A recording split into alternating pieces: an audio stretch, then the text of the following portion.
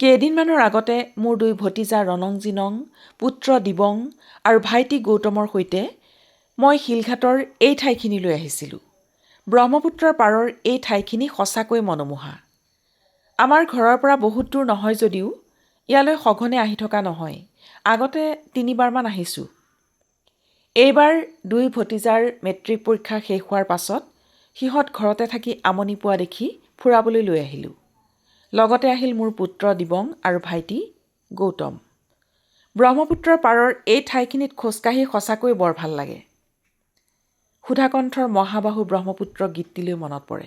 লগতে মনত পৰে বিস্তীৰ্ণ পাৰৰে অসংখ্য জনৰে সেই গীতটিলৈ। কিন্তু আক্ষেপ হয় এই গৰাখহনীয়াবোৰ দেখিলে।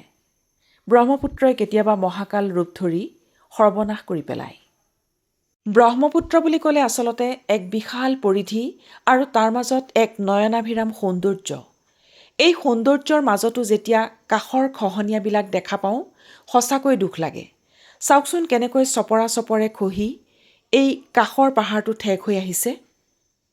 কামাখ্যা দেৱালয়ৰ ওচৰত কেইটামান বান্দৰক লগ পালোঁ। আমি চিপছ খোৱা দেখি সিহঁতৰ চিপছ খাবলৈ লোভ লাগিল। মোৰ ভাইটিয়ে সিহঁতক চিপছ বিলাইছে আৰু সিহঁতে এয়া বুটলি বুটলি চিপছ খাইছে। দেখি ভালো লাগিছে। সিহঁতে যেন একেবাৰে হাতৰ পৰাই থপিয়াই নিব, এইবাৰ ময়ো সিহঁতক চিপছ বিলাবলৈ লাগিলোঁ।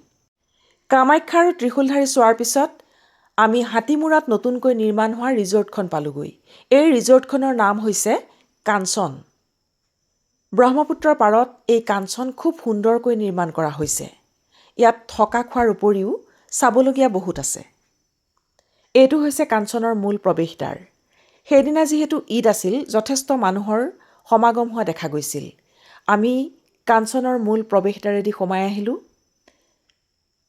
এয়া দেখিছেনে, কাঞ্চনৰ ভিতৰ ভাগতো যথেষ্ট স্পেচ আছে। ব্ৰহ্মপুত্ৰখন একেবাৰে গাতে লাগি আছে। সৰু ল'ৰা ছোৱালীৰ বাবেও খেলা ধূলাৰ ব্যৱস্থা কৰা হৈছে। এয়া ব্ৰহ্মপুত্ৰ আৰু কাঞ্চনৰ সীমাত ৰেলিঙৰ ব্যৱস্থা কৰা হৈছে।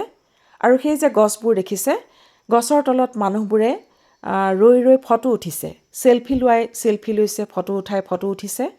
আমি এই গোটেইবোৰ উপভোগ কৰাৰ পিছত ৰিজৰ্টৰ ৰেষ্টুৰেণ্টৰ ভিতৰত সোমালোহি আৰু এয়া বহিছোঁ, কথা পাতিছোঁ আৰু আমাৰ আহাৰলৈ, খাদ্যলৈ বাট চাই আছোঁ।